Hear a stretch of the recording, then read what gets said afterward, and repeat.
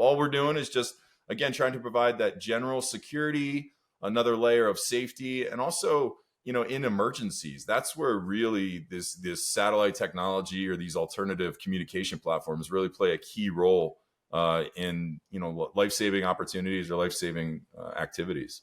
So that's what we're doing now. We're kind of putting it all together. We're working with some AI to build a emergency pre-planning, basically. Welcome to Life of a CISO. I'm Dr. Eric Cole, your host, and we'll be taking you on a journey each week on what it takes to be a CISO and what are solutions that you can implement today if you are currently a Chief Information Security Officer or if you want to be one in the future. This is Life of a CISO. Welcome. You know what time it is. It's time, my friends, for Life of a CISO with your host, Dr. Eric Cole. And I'm so excited. We're continuing our series with industry leaders and visionaries who understand technology. And we have Brett on this episode where we're going to talk about sort of communications, AI, and all that fun stuff. So Brett, welcome to the show. Thank you, Doctor. That's good to see you. Thanks for having me. I appreciate it. My pleasure. Before we get into sort of what you're doing today with your great company and communications and backups, can you sort of give a little background of how you got in? Because I love your background where you started in comms, you worked in Hollywood a little and stuff. And I think that's a great background that, hey, we want all diverse people. And I'd love to get that background perspective and then the listeners of how you applied that and got into cyber. Yeah, sure. Thanks. Yeah, so, I grew up in a small town, and then I joined the military, like all good small town boys do. I joined the Marine Corps, and hoorah, served my country. And while I was in the military, I did a lot of, infantry type stuff. So I ran mortar teams and things like that. But then I became communications. I ran comms for the battalion. So I became an RO, which is a radio operator. And I'm kind of an older guy, so my radios were huge. Big PRC 77s and SINGARs and things like that, and words that don't mean anything unless you're actually, a Marine to most people. But, that we did a lot of encryption, and in that, learning how to encrypt these handheld radios, I learned a lot about waves and frequencies and how the encryption would, kind of ping some of the information as it was traveling through the wave. And that's how the encryption worked on some of the older style radios that I ran. And then, yeah, I did. I got out of the military after 9 years, honorable discharge. And I moved to Los Angeles and started pursuing a career in entertainment, where I ended up going to film school and writing some scripts and producing some things. So, again, in line with communication. But, my real passion as a child, even before the military, was, scouting, search and rescue. So I did a lot of things like that. So it all kind of came together when I met the owner of this company, and she was telling me about the product. I had actually had a product in mind very similar. So when I met her, it all kind of came together. Oh, excellent. And then, I love that, especially most people, when they think of encryption, they think of like file level where you take a file, but we don't realize with radios, you have to do real time. And sort of injecting the encryption in real time is just super, super fascinating. And like you said, encryption doesn't mean anything if it's not done correctly and working and verifying. So can you give a little bit of where you are today in sort of the company you're at, the product, and sort of what your role is and what your passion is today?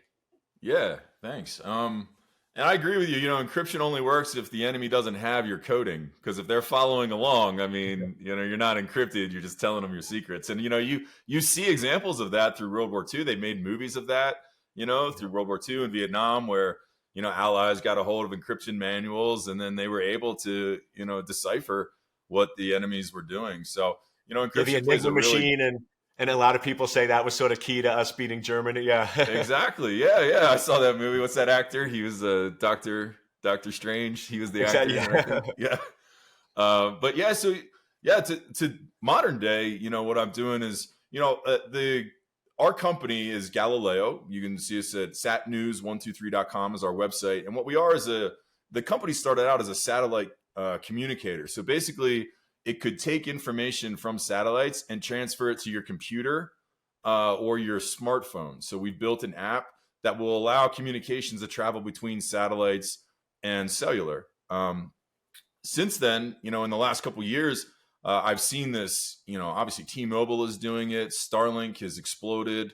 There is a lot of interest in satellite and satellite technology, and then that ability to use or utilize these different satellite networks on your personal devices so that you don't have to carry around a separate satellite phone or a separate device.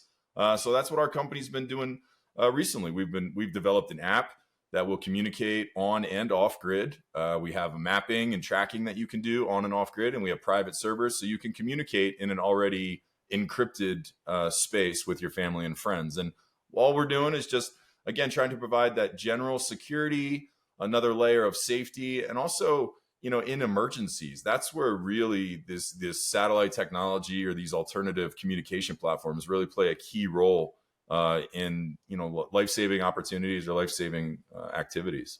So that's what we're doing now. We're kind of putting it all together. We're working with some AI to build a emergency pre-planning, basically. So we'll assign a disaster score to where you are, where your family is, based on previous events, current specs and current details like barometric pressures and moisture levels and things like this. And then we can use our AI, which I'm fine-tuning, to assign a score so that you will know, like, hey, I might be at risk, or my family might be at risk, or my son or daughter is at school.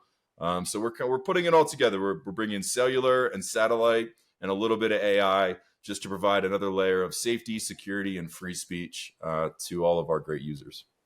Awesome. And I just want to hone in on that. So an existing like hardware, if I have my iPad or iPhone or others, you can actually use satellite on that. Because I know I'm from like 2000, and when I worked for the government, you had to have your big packs and you had to go outside to see the sky and the big radios. Right. And so you're saying that you don't need any specialized hardware. You can use existing hardware to do satellite communication?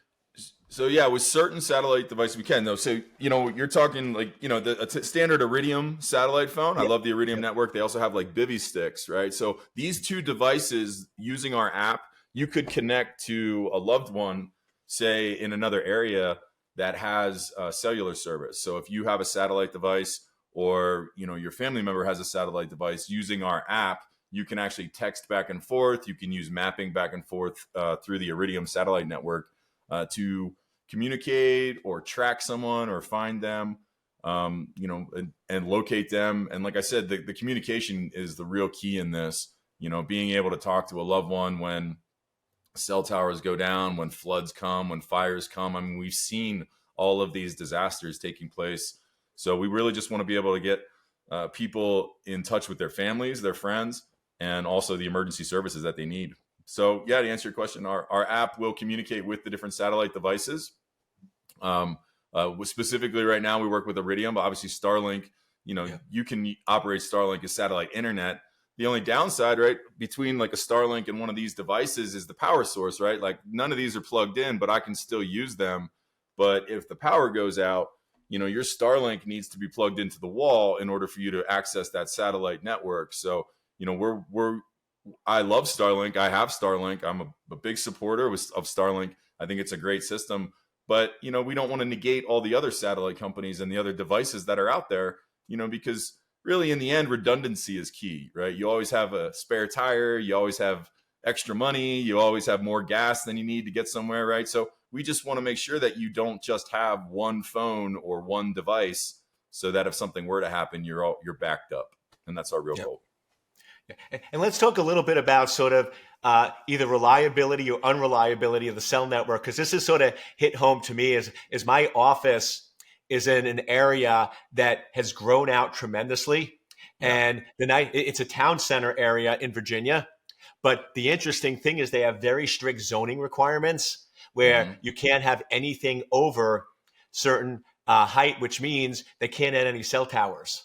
So literally when I'm in my office, if I walk out to one of the restaurants, I can't text. I can't, like, there's no bars. It's like wild, wild west there. And I don't think people realize that the cell network's getting overwhelmed and not as reliable. Can you talk a little bit about sort of where you see the next 3 to 5 years where these cell towers are just getting drenched, and how reliable is cellular going to be in the future?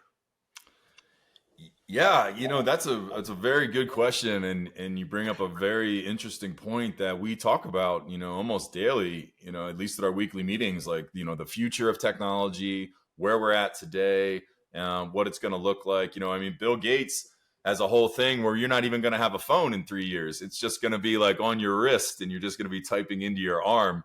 In that case, then I guess you have to be the tower, right? So I don't know. There's a little bit of futuristic uh, Blade Runner type stuff involved in it. But as of today, cellular networks, obviously they work very well for everybody. But to your point, yeah, they absolutely require, access to a cellular tower. And, we can see these towers, they're pretty much everywhere. But the thing about a tower is, like you said, if there's not one close by, you're going to get limited service or no service, right? So then again, the satellite network, that's your key right there. But the other thing is, if there is an emergency, these towers can handle about 1,000 calls, right? So if there's more than 1,000 people in your relative area, which I think basically 90% of America can say there's more than 1,000 people within a stone's throw of them. If 1,000 people try to make that phone call, that tower is going to shut down. It's not going to operate. It's going to jam up, and it's going to have to be restarted or hard reset through a service provider, whoever owns that tower, a workman, for layman's terms. But and when is that going to happen? In the middle of a fire or a flood or a disaster or an emergency, right? So, if everyone's trying to call 911 at the exact same time, that tower is just not going to operate. So no one's going to get through. And I think, we seem like we're about the same age. We're old enough to remember how sometimes you would get towers that didn't work, or some of the bars, I mean, cellular it seems like it's so easy right now, but it was only a handful of years ago when, they were still struggling to get service everywhere. And there are still dead spots, right? Like if you're driving through Utah, and you pop a tire, or say your daughter pops a tire, how long would you like your daughter sitting on the side of the road with no service and no access to anyone at all, except whoever happens to drive past her, before she gets the good Samaritan, so to speak, to come and help her? I mean, how long do you want her sitting there? And the answer is you don't want her sitting there at all. But if she would have happened to have a small satellite device in her glove box that she pops out, flips to Bluetooth, hey, Dad, this is my GPS. I need a tow truck. I need you. I popped a tire. Come help me.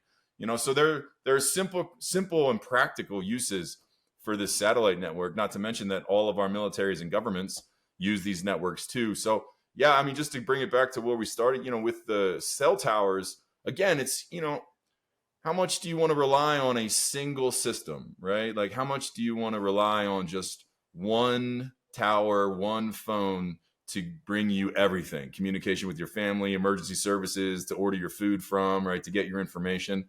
And, most people probably want to diversify and add some redundancies into their life. And that's what we're here to do and help them. But yeah, that's the cell towers they're everywhere, but they're not as useful as people think.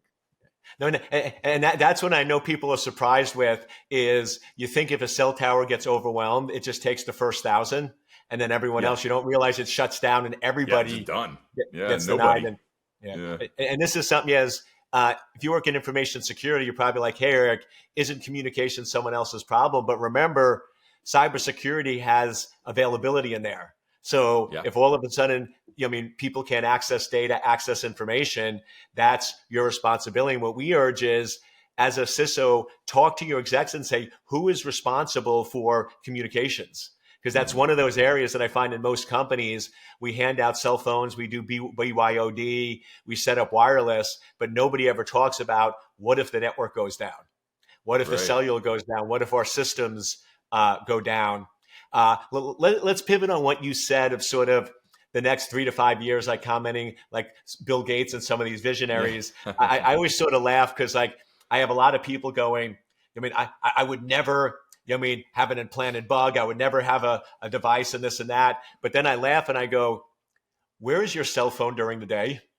Where is your cell phone at night? Are you ever more than 2 feet away from your cell phone? And they're like, no. And I'm like, you have that today. It's just not embedded in you. But, and to me, I sort of laugh is I'm one of those, sometimes I get busy and I misplace my cell phone and I'm like, something, I don't love it, But if it was attached to me, that would make life a whole lot easier sometimes and a lot better. So can you sort of comment on sort of where you see things going in the next 3 to 5 years and sort of Yeah. public acceptance issues and things that a CISO would need to, because one thing I always say is chief information security officers need to be visionaries. They need to predict the future. So is this the right time for a CISO to talk to their executives about embedded devices, or you think it's too early, too late? Can you sort of provide a little more insight into where you see things going? Yeah, I mean, embedded devices or wearables, as like RFK recently said, as Secretary of Health, it brings a moral issue. Of course, there's a religious aspect to it. Anyone who's read the last chapter of the Bible, can see the mark of the beast system and some of these references being made to a system where you are actually the credit card, or you are the thing that is required for, purchasing or buying and selling, right? So I think, there are moral issues there where a lot of people are going to reject this. A lot of people are going to shy away from these types of things. And, we also don't know the health effects. We do know, I mean, they tell women, again, you remember when they told women not to put cell phones in their bras, not to sit on it for guys, like this was a big deal. This caused cancer. This caused frequency, this dis-ease. These caused problems for people. So, I do see health issues, that may come with something like that is an injectable. But again, I'm not doing the research on that. To answer your question directly, I absolutely think everybody needs to be having this conversation about what the future looks like in technology. Our cell phones were huge and all green screens, and we had to hit 2-4 times to get the letter C or whatever, right? So we've come a long way in a short time, but I think some of the more security, the real issues when it comes to security is that we used to have a bank card, you used to have a phone, and then you'd have a camera that would take your family pictures, and then you would have a calendar that would tell you where your kids are, where you're going, or if you're going to be home or not home, and things like that. But now all of that is just on one little thing right here. And anybody that gets any kind of access to your device now has all of your banking information. They have your fingerprints. They might even have your facial recognition if you're using that type of phone. They have all the pictures of you and your family and the ones you sent to your girlfriend. They have your calendar. They have where you've been, what you're doing. They know your messages. They can even read, your telegrams and things like that. I mean, your whole life is, your life is in these phones, and that's for everybody. So, as you protect your life, you need to protect your phone now, because your phone is, and what does it feel like when you lose your phone? You panic. My passwords, my calendar, my bank. Oh my gosh, what am I going to do? Right? We lose our minds. So that shows you the importance, obviously, and everyone can, I'm not saying anything, groundbreaking here, but everyone can see the importance of the phone. I think the security aspect is like, what can a nefarious actor do with that? Or what happens when you rely 100% on a single device, and then that device loses either power, it gets wet, it loses its cellular capability, right? All of a sudden, your whole life relying on this one thing is now taken away. So what we really want to instill in people, and what I, especially for, their leaders in the cyber community, is redundancy. I mean, that's the military, that's governments, right? Continuity of government. We've all heard that, redundancies and everything. So having a backup provider, having a backup communication, having a backup plan, even if it has to be an in-person, meeting, a rendezvous point or something like that. Like, all of these are essential in cybersecurity, and then just general security. And it's funny, I'm really coming around, because I used to be really against it, but I look at it as this right now, my brain is the most secure asset. Yeah. I mean, somebody can't get access to it. This is really my second brain, but somebody can steal it out. So I'm like, if the hard drive or device is embedded in me, it increases security tremendously and adds a whole lot of value to it. But then the thing I always wonder about, like you said, that sort of terrifies me is right now, if my credit card gets stolen or there's fraudulent activity, I get a new one. Right. If the credit card's embedded in me and it gets stolen or compromised, how do you get it? Like, and what are they? I'm not. I'm not thrilled about you inserting in, but are we now saying every 3 months you have to go and get a new the device inserted in you? So And yeah, then what are the hackers hacking? They're hacking you. They're they're not hacking hacking your you. device. Now they're coming after your brain. They're trying to get inside your head. So And then once yeah, they're I'm with in, you. I'm how do like, you prevent it? Yeah. yeah, we're all going to be So wearing. That's when aluminum hats will be coming. Aluminum foil it's hats will be coming around, right? Just so the yeah, hackers can't get into our brain chips or whatever. But yeah, I mean, listen, we're entering crazy places. The China just had that robot Olympics, which was awesome and terrifying to watch all at the same time because you realize yeah, the agility and the power and capability. I mean, AIs are communicating with themselves offline. Technologies are ever increasing, but so are system hacks, right? How much information has been released in the last even 2 years, right? You had AT&T, T-Mobile, Target, Walmart got hacked. You had, all of these, Verizon got hacked. I mean, all these major providers, are just like, oh, by the way, all your information's out in the wild. Sorry. Anyway, so in other news, it's like, wait a minute, what'd that guy say? You just gave away all of my life to some yeah. stranger? So, I think it's definitely something that everyone needs to keep on the forefront of their mind, especially as we move into more of these technological advances. Yeah. No, and that's a big thing that's sort of so surprising to me is because there's so much other things going on in the news. The cyber stuff is not really covered. Like to No. me, a breach of 50 million records is pretty significant, and you Yeah. don't really hear a lot about in those communities. So that's just some listeners as a CISO really investigate. And then the question I want you to really think about is why is China or our foreign adversaries hacking our telecom networks? They're not going after the banks, right? They're not going after the e-commerce. They're going after the Right. telecom networks because if they can get access to our communication, they can know how you think and how you act and everything else. So you bring up a great point with that. I'd also love if you have any thoughts on, because I mean, this is top of the news. This is going to get released right around all these issues of sort of the whole TikTok issue Oh with yeah. China. Because my thing is, okay, great. So we're going to bring TikTok into the United States. What about all of the servers that China had that collected all our data? I mean, nobody's talking about that. What about backdoors in the algorithm? And I'm sort of scratching my head going, is this really the best for us? I'd love, do you have any thoughts on sort of TikTok and Well, concerns? Like, should CISOs ban TikTok at the office? Like, what are your recommendations? oh, absolutely. I Yeah. mean, yeah, absolutely. All social medias, unsecure social medias, should never be allowed in any situation room in any kind of high priority area or in any business. I mean, just standard operations, right? That the SOPs for you don't bring devices in that can track you. TikTok is on all the time. Everyone knows your phone is on all the time. Some of the phones even do 3D imaging, 3D tracking now. So your camera's operating. If you're a nefarious Chinese actor who's built every single one of these phones, literally every phone in America, it's pretty easy to flip the camera on and just have some moron walking around. Look, I'm drinking my coffee. Well, behind you is your super server, right? Behind you is your boardroom or whatever. I mean, there's so much information in there. And then sure, I mean, Larry Ellison's Oracle is pre-crime. Now I've seen Minority Report, and we all know what happens, right, in these movies.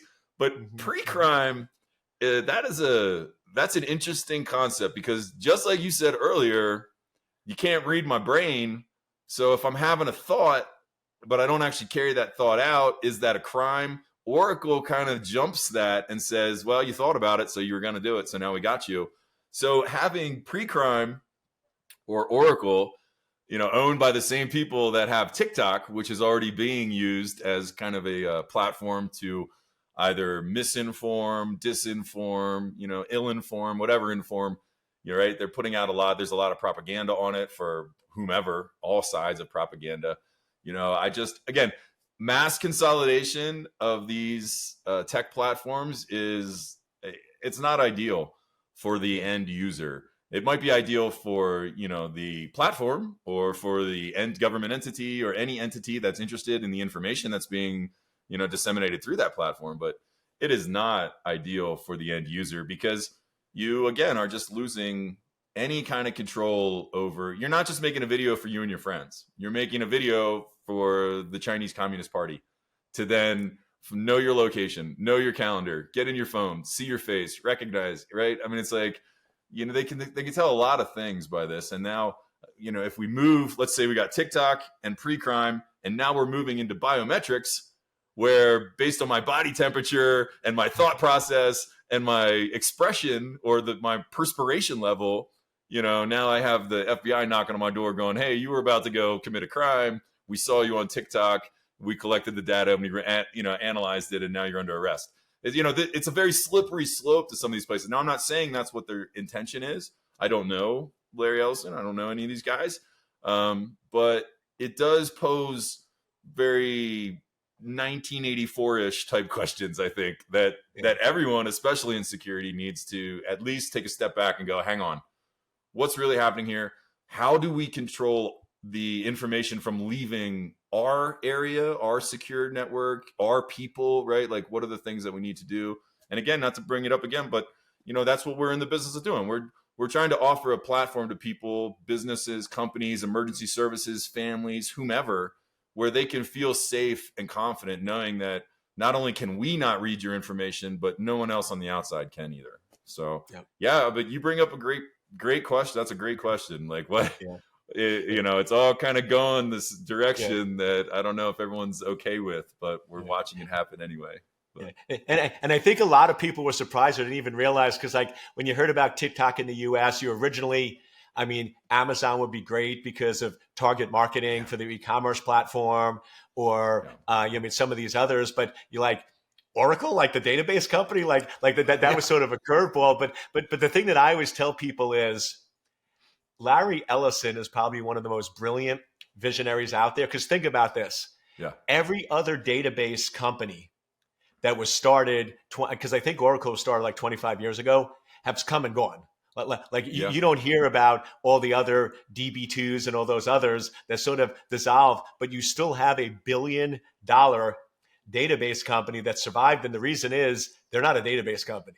They're an information correlation. And like you said, now adding all of that personal data to their database store, you start sort of scratching your head going, okay, we thought Elon Musk was going there, but Larry might get there a lot quicker. So it's definitely something to watch. Yeah.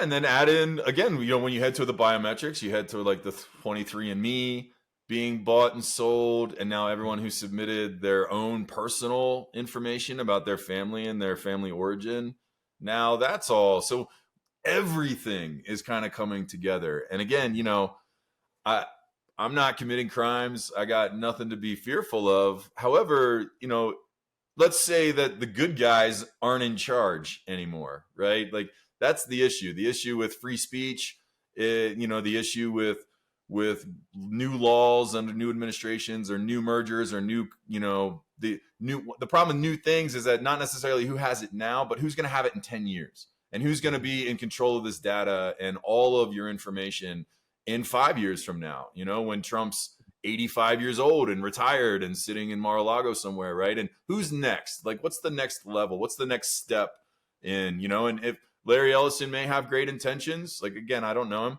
but what happens when, the next person comes in, or what happens if a nefarious actor takes over and now the database of, collecting information to benefit everybody all of a sudden becomes a detriment or becomes a risk, right? I mean, the technology is great if the right person is using it.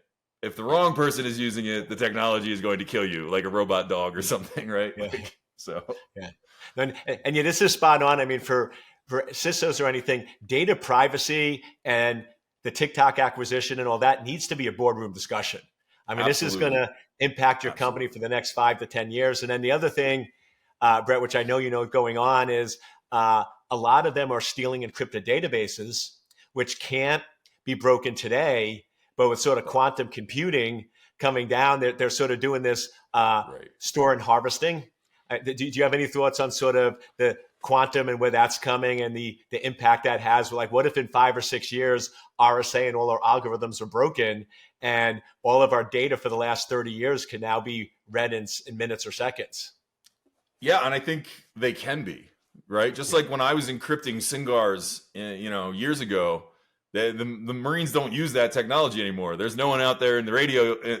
There's no ROs carrying a SINGAR doing manual encryption with a piece of paper, right? Like the technology has advanced because the enemy has advanced. The counter to our technology, right, has advanced. And I think what I see is AI being this problem, right? Because maybe right now there are some questions that AI can't answer. Maybe it's within a parameter that it's being controlled so that it doesn't escape itself, or it doesn't escape what it's supposed to do, and it stays on task and on target. But with AI and Elon Musk and the most famous and powerful and rich people in the world who are dealing with this, they're all terrified of it.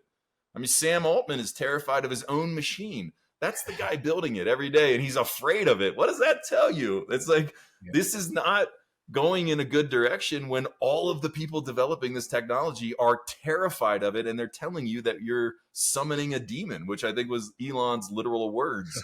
So to your point, just to bring that again back to where, if AI is scary and out of control now, what is a password? What is it encrypted? I mean, it's just going to go to the computer and go, give me all the information. Yes, buddy, we're going to do it. And then they're going to share information. Like, the humans are losing control of the things that the controls that we set in place for our own safety and security, right? We all have bank passwords because we didn't want other people to break into our banks and our passwords. But if we're turning all this over and we're turning all this information over, then what's the point of a password? You might as well just leave my money on the counter, and then everyone can hopefully not steal it, right? I mean, so I agree with you. I think passwords, encryptions, all of this, it's going to be meaningless soon. Yeah. No, I mean, I just got back talking to execs sort of about the next 10 years, like 2035 and stuff. And I'm like, listen, it's unfortunate, but privacy is a train that left the station. And I don't think it's ever coming back. So what if we live in a world now where there is no privacy? How do we then restrict, limit, or control access to the information? So I think that's very fascinating. And then again, who has that? Who is, if the public citizens, or sorry, they brainwash me. If the private citizens are public and the public servants are private, what does that look like for us? Like, who's good and who's bad then? And not that it's, always black and white like that, but right. I mean, why do they want your information? I guess is the better question. Who is seeking out all of your data, all of your information? And when you get to that answer, I think it's pretty obvious and pretty clear that it's not for good intentions. They're not doing it to help you to be a millionaire, right? They're not doing it to help you make $1 billion. They want your information so they can control you, manipulate you, steal from you, capture you. I mean, something, right? It's not a positive thing that they're trying to collect all this information for. It's detrimental to business, to personal life, to family, and to the future of humanity. I think, without sounding too dramatic, I think it really is. Yeah. And I think some of those is we almost go back to the basics, because I remember maybe it was 10, 15 years ago where you would give people 2 devices. A corporate device, and then this whole thing of BYOD. And I remember when bring your own device came in, people were like, no way, that's insane, that's crazy, you can't do it. And then we just sort of allowed it. And I'm almost wondering if we're going back to where, hey, you need 2 devices, because people's personal device has so much information, exposures, and holes that putting all your corporate data, that just creates too big a risk there. But this is one we can go for hours, but I love this conversation. Brett, when we have to start wrapping up, where can people find you, find more information, stay in contact with you? Yeah, please. Yeah. You can come check out our app at our site at satnews123.com. That's satnews123.com.